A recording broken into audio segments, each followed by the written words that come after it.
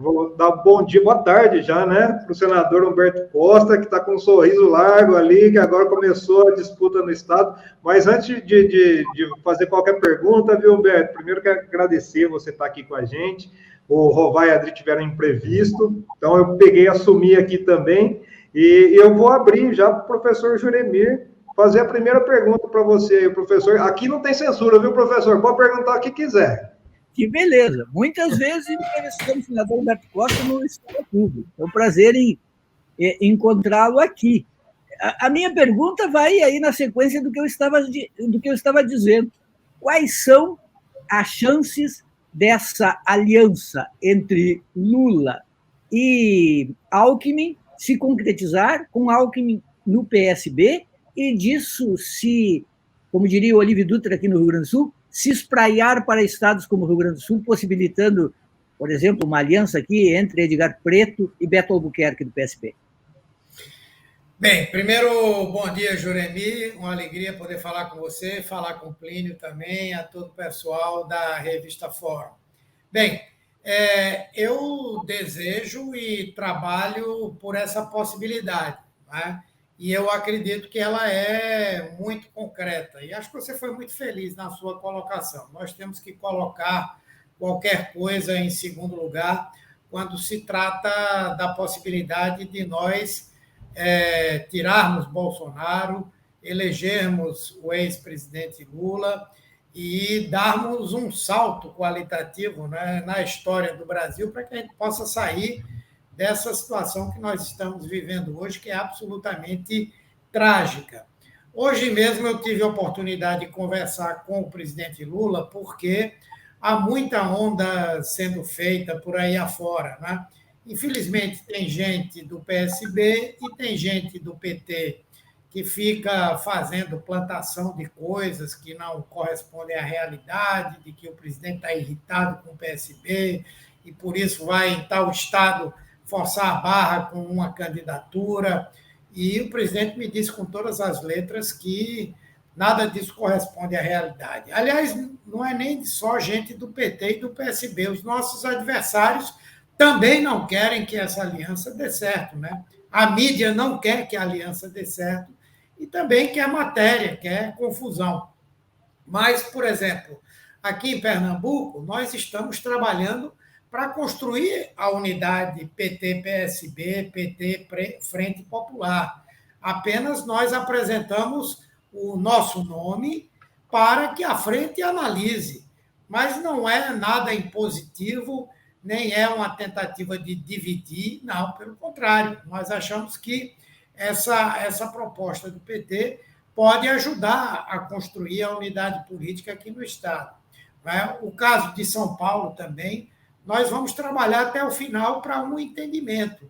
E se a candidatura a vice for a do Alckmin via PSB, é uma saída muito positiva, e eu concordo com você que ajuda, inclusive, naqueles estados mais difíceis, mais conservadores, né, em que o PSB e o PT estando juntos, nós temos chance de ter um resultado eleitoral melhor. Então, eu trabalho com essa possibilidade e trabalho por essa possibilidade desse entendimento.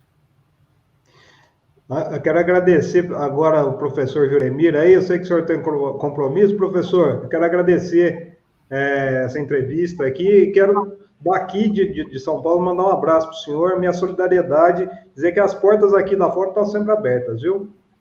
Obrigado, Plínio, um grande abraço também, Humberto Costa, fico feliz em ouvi-lo e saber que tem essa posição, porque acho que essa é a posição realista, adequada ao momento em que nós vivemos. Então, parabéns pela posição e tomara que ela seja vitoriosa. Um grande abraço a todos. Grande abraço. Obrigado, professor Juremir Machado, lá da PUC do Rio Grande do Sul, né, que teve alguns problemas de censura, né, senador, que você deve ter acompanhado aí. Mas para continuar nosso papo aqui, Humberto, primeiro quero agradecer mesmo estar aqui com a gente, e o Rovai e a Adri estão mandando um abraço, eles foram resolver algumas coisinhas hoje, não puderam estar presente aqui, E em relação a essa a candidatura, a pré-candidatura aí, eu dei uma olhada na mídia aí, parece que teve uma reunião sua com o Paulo Câmara, né? Como é que foi construída isso, essa que está todo mundo falando aí, o que você disse aí, a mídia liberal falando, não, porque o PSB e o PT estão brigando, o PT está pressionando, lançando o Haddad e o Humberto Costa, o Edgar também, lá no Rio Grande do Sul, né? Como é que está isso e como é que foi essa conversa com o Paulo Câmara? Bom, eu tenho um diálogo com o governador já de muito tempo, né? Nós fomos candidatos juntos em 2018, eu candidato ao Senado e ele candidato ao governo, tivemos um grande sucesso, não é? E temos um diálogo que, mesmo com o que aconteceu em 2020, nas eleições municipais, que aqui foram muito duras e tal, nós nunca deixamos de ter essa conversa.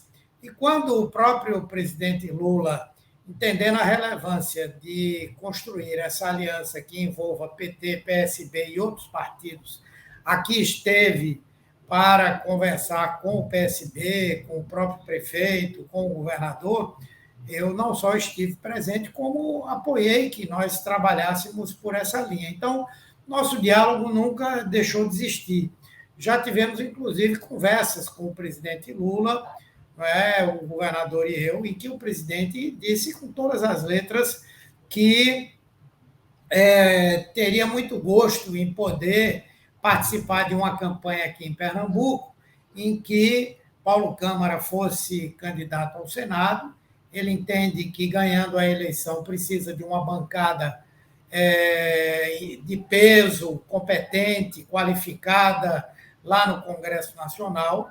Pernambuco é um dos estados onde a gente pode eleger um senador com um perfil mais identificado, com uma visão progressista, com um perfil mais político, sem fisiologismo, e, ao mesmo tempo, nós temos um nome com uma história aqui no estado, com uma legitimidade, o PT também tem uma legitimidade aqui em Pernambuco, para nós fazermos uma chapa que eu diria praticamente imbatível.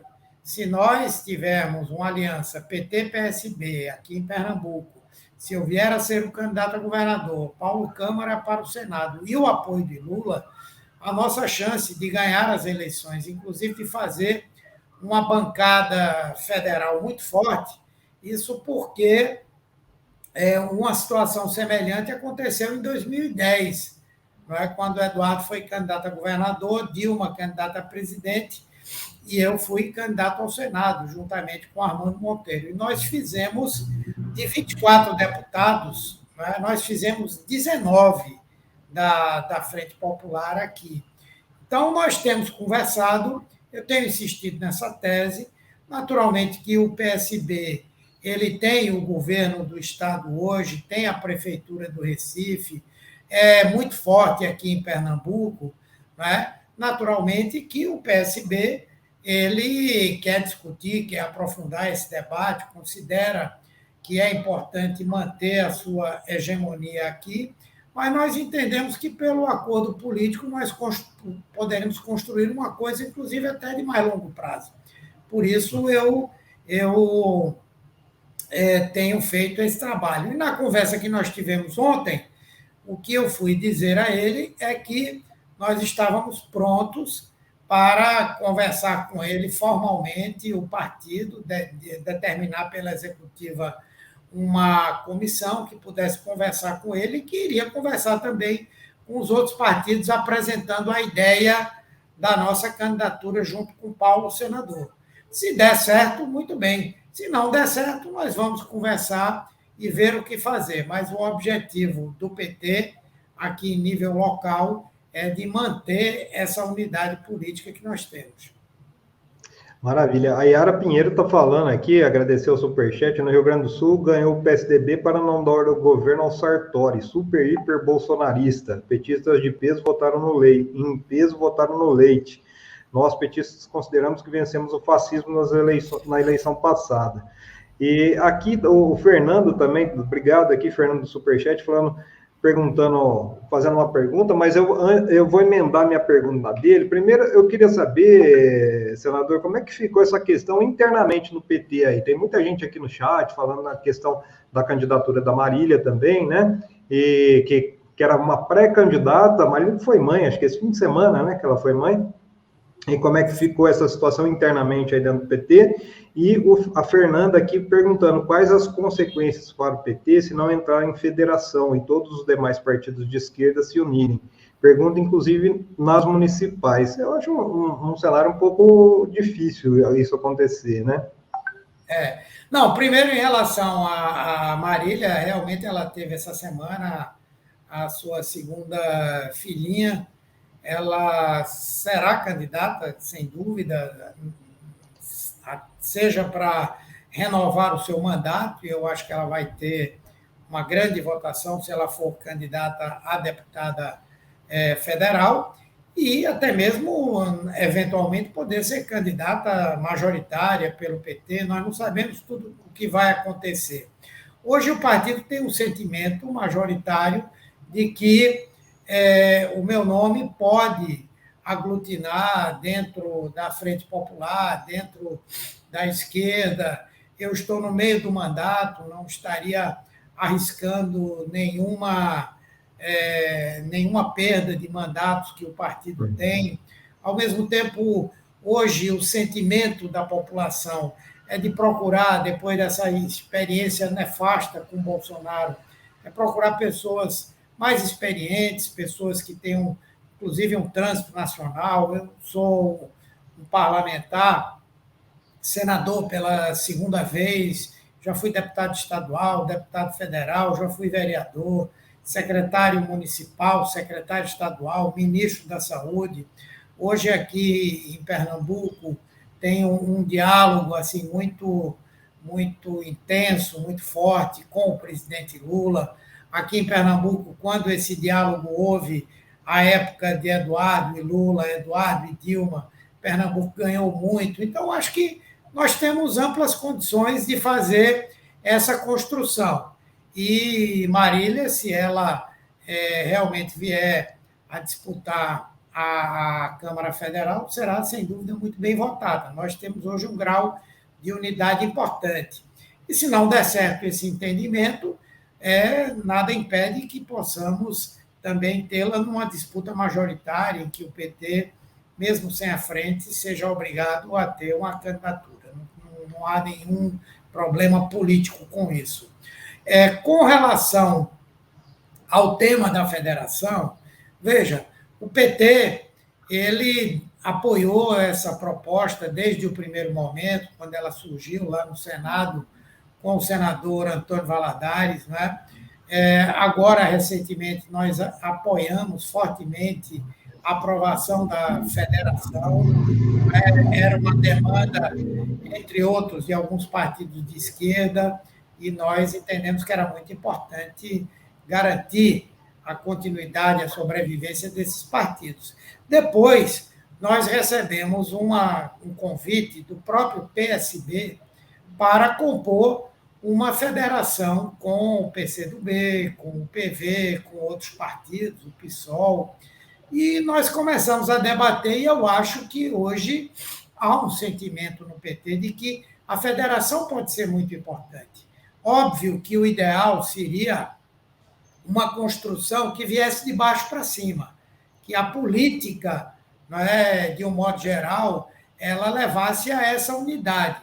Infelizmente, nós estamos fazendo essa construção em cima da temática eleitoral, mas nada impede que isso se torne realmente uma aliança política, como é a Frente Ampla lá no Uruguai, como já houve em outros países alianças assim. Isso pode ajudar bastante a governabilidade do presidente Lula. Imagine se nessa federação nós conseguimos eleger, digamos, 140 parlamentares, 140 deputados, né? Isso para nos levar a ter uma maioria de 257 é um passo, né? Nós poderíamos unir mais 2 ou 3 partidos e não precisaríamos fazer aquela negociação que envolve 30 partidos, que precisa sentar com o Centrão, e, quer dizer, ajudaria muito. É bom para o PT. Agora, é bom também para muitos dos partidos que hoje têm dificuldade de fazer chapa em todos os estados. Então, todo mundo ganha. Eu creio que a federação é boa. Existem problemas? Existem, porque a federação funcionará por 4 anos. E aí, na eleição agora e na eleição de 2024, nós vamos ter que necessariamente estarmos juntos. E aí vamos ter que ter a capacidade de construir unidade política, né? Então, eu continuo apostando e eu acho que vai acontecer a federação, sim. Inclusive, você tocou numa questão muito importante, né, Humberto, que é essa questão, todo mundo tem falado muito da questão das eleições majoritárias, né, para presidente, o governo do Estado, e esse assunto em relação a Congresso, principalmente, não tem sido abordado, pelo menos não nem tanto pela mídia liberal, né, e isso a gente vê a importância, por exemplo, de uma candidatura sua, sendo que você ainda tem mais 4 anos no Senado, né, e para construir, e com a possibilidade de levar mais um senador progressista para compor lá no Senado essa estrutura que a gente vai precisar para reverter tudo que está sendo feito, né? Como é que isso está sendo trabalhado internamente dentro do PT? Teve até pouco tempo atrás, o Zé de Abreu chegou a cogitar lançar a candidatura para puxar voto. Como é que está sendo feita essa conversa internamente no PT, para que o PT não fique refém, né? Num terceiro governo Lula, aí não fique refém desse Congresso que está aí, que é terrível, se a gente for ver em termos de composição, né? Não, o presidente Lula, ele está trabalhando isso, né? E eu acredito que qualquer que seja o cenário da federação, em que nós do PT vamos precisar diminuir o número de candidaturas que vão para essa disputa, seja na eventualidade de não haver a federação, quando nós teremos que montar chapas fortes, competitivas, e nós já estamos trabalhando nisso. O PT, no Brasil inteiro, ele tem condições de ter chapas do partido para deputado estadual, para deputado federal. Estamos trabalhando aqueles nomes fortes que nós temos e que não vão disputar a eleição majoritária, para que eles possam participar da disputa proporcional. Por exemplo, lá em São Paulo, o vereador Suplicy, eu acredito que poderá ser convencido a ser candidato a deputado federal. E terá, sem dúvida, uma grande votação. Pode ajudar a puxar uma bancada. E assim acontece em vários outros estados. Por outro lado, se nós tivermos a federação, nós vamos ter que ter um número menor de candidatos, mas concentrar o voto partidário em alguns desses candidatos. A nossa expectativa, e o presidente Lula tem uma ampla consciência disso, até porque ele está acompanhando de perto o que está acontecendo hoje no Congresso Nacional. Hoje, o governo federal ele é refém total do Centrão. Hoje, quem comanda o orçamento da União é o Congresso Nacional. Isso é um verdadeiro absurdo. Ou nós marchamos para um parlamentarismo efetivo, e aí o Congresso tem que assumir a responsabilidade pelos bônus, mas pelos ônus também, né? Ou então nós temos que voltar para um sistema em que o governo, o executivo, ele tem a responsabilidade de governar. Hoje, os ministérios, para terem dinheiro para qualquer coisa, tem que ficar pedindo ao presidente da Câmara, né? Porque essas emendas secretas, esse orçamento secreto, ele está monopolizando os recursos públicos, está faltando dinheiro até para custeio. E vai piorar, porque o Bolsonaro definiu num decreto, numa portaria, que quem vai comandar agora o orçamento não é o Ministério da Economia, mas é a Casa Civil, que é gerida política do Centrão. Veja que coisa difícil, né? Então, Lula sabe da importância de fazer maioria na Câmara e no Senado para poder governar. Senão, não faz sentido, né? E por isso nós estamos preocupados em fazer uma boa bancada de deputados federais e de senadores também. O senador, em relação ao Congresso esse ano aí, o Randolph protocolou aí o pedido de uma nova CPI no Senado aí para a Covid. Elementos a gente tem visto que tem, né, para investigar, porque é uma atrás da outra, né, senador? É algo assim que é inacreditável. Inclusive, agora há pouco o Queiroga deu uma entrevista admitindo que 90% das pessoas que estão internadas com a Omicron são pessoas não vacinadas. Então, a gente vê que, assim, enquanto o Bolsonaro fala uma coisa, o Queiroga vai lá tentar consertar. E, assim, como é que vai funcionar essa estrutura de Congresso? Porque a gente vê muito, assim, que existe uma cooptação, né? Na verdade, é o que você falou, o Centrão está dominando, está governando e está dominando boa parte ali do Congresso. Como é que vai ser essa pauta esse ano? A gente vê aí uma sinalização de CPIs, como é que vai ser feito essa questão dentro do Congresso Nacional? E eu queria saber a sua posição especificamente sobre a CPI, essa nova CPI da Covid, que você teve uma participação muito importante nessa anterior, né? O que você acha disso? Bom, eu não tive possibilidade de participar integralmente da reunião que foi feita essa semana com os ex-integrantes da CPI da Covid. Logicamente que nós vamos assinar, não é? Vamos participar. Agora, eu confesso a você que eu tenho algumas dúvidas, não é? Por uma razão seguinte, eu acho que a CPI da Covid, lá do Senado, prestou um grande serviço ao Brasil. Apresentou várias conclusões, algumas das conclusões nossas têm desdobramentos que não dependem de nós e que o nosso papel é cobrar que o Ministério Público, a PGR, o Tribunal de Contas, instituições internacionais também desdobrem aquilo que nós fizemos. Não é? Eu tenho um certo receio de que, talvez pelo fato de que a eleição já é um fato concreto, não é?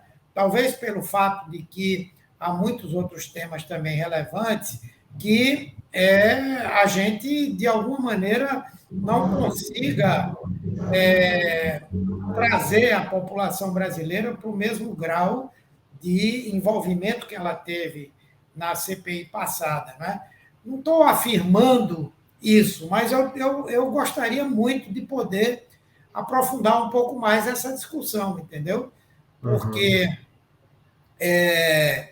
eu acredito que nós não podemos banalizar esse instrumento que foi tão importante e que deixou uma marca muito importante. Muito do desgaste de Bolsonaro hoje tem a ver com as verdades que a CPI foi capaz de mostrar. Não é? Eu fico pensando, será que nós vamos conseguir fazer a mesma coisa que fizemos na CPI passada? Não é? Então, logicamente que nós vamos assinar, nós vamos participar, mas eu acho que precisaríamos fazer uma reflexão sobre como tornar essa nova CPI um fato novo, não é? E não simplesmente um requentar do que aconteceu antes, né? Até pelo risco de ser um ano eleitoral e ser puxado justamente para o assunto eleitoral, né, senador? Eu tenho um certo receio disso. Eu primeiro, antes de eu te fazer a última pergunta aqui, o João Pedro aqui está mandando um abraço para o senhor. Toda vez que o senhor vem aqui nas lives da Fora, o João Pedro manda, falou que tem muito orgulho de ser um artista autista e de fazer os desenhos do senhor. Está aqui, ó, falando, não esquece o meu recado para o Humberto Costa, viu? Obrigado, João Pedro. Ô, senador, só para a gente encerrar aqui, eu queria que você falasse um pouquinho, eu tenho conversado, inclusive, com o Padilha sobre isso também. Eu acredito que esse ano o tema saúde vai ser um dos temas prioritários na campanha eleitoral, obviamente por tudo que aconteceu, por essa banalização que a gente viu de um Ministério da Saúde que passou por militares, que foi feita toda essa bandalheira durante a pandemia.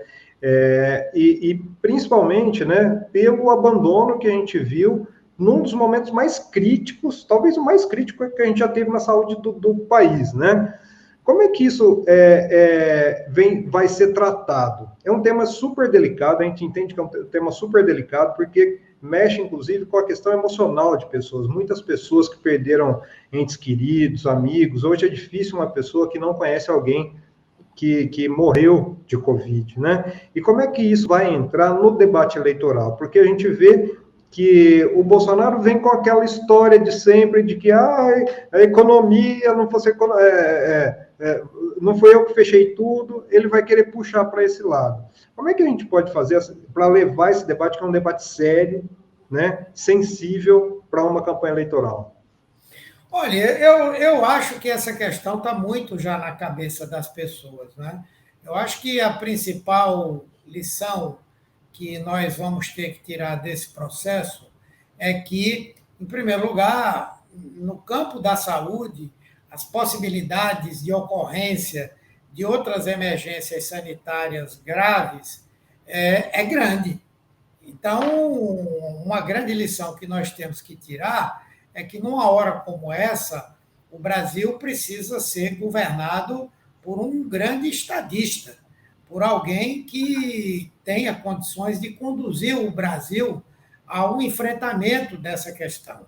Alguém que coloque claramente a relevância que o Sistema Único de Saúde tem para a população brasileira e ter um compromisso de reforçar com recursos, com qualificação, não é? O Sistema Único de Saúde. Esse ficou provado que é um grande patrimônio que a população brasileira tem e que precisa não só ser preservado, como precisa ser ampliado e melhorado.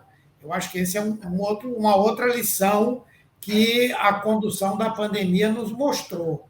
E, por outro lado, nós precisamos, não é, ter um governo em que haja uma valorização, não é, do conhecimento científico, da tecnologia, não é, do cuidado com as pessoas. Precisamos de um presidente da República e de um governo que olhe as pessoas em primeiro lugar, não é? E eu acho que o que aconteceu aí na questão da Covid permite fazer esse debate. Não é simplesmente a gente ficar fazendo a discussão se o governo errou, não errou, é negacionista, não é. Não, lógico que tem que se fazer isso. Mas é principalmente apontar para as pessoas, não é, que no momento do voto, da escolha, nós temos que fazer uma opção por alguém e por pessoas, por governos estaduais, por parlamentares, que tenham compromisso com esses temas, não é? E também com as consequências, não é? Hoje o Brasil está vivendo um momento de uma emergência também, que é uma emergência social, não é? Tem uma vinculação com a pandemia pela má condução que o governo deu a ela, mas tem a ver com outros valores importantes, né? Eu suponho que, se o presidente Lula ganhar essa eleição, nós vamos ter que, de imediato, ter um grande programa de enfrentamento à fome, que é hoje uma endemia gravíssima.